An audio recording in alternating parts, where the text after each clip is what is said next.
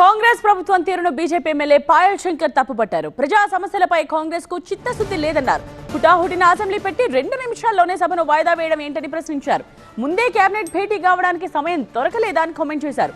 తూతూ మంత్రంగా అసెంబ్లీ నడపాలనుకుంటున్నారని పాయల్ శంకర్ ఆరోపించారు.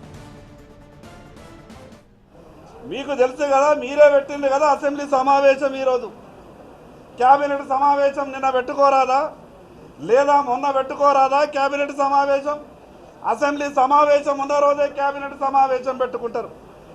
ఇంత ప్రాధాన్యత గల విషయాల గురించి ఈ సభలో చర్చ జరగాల్సినటువంటి సందర్భంలో ఈ రకంగా ప్రభుత్వం వ్యవహారం చేయడం నిజంగా బాధాకరమైనటువంటి విషయం.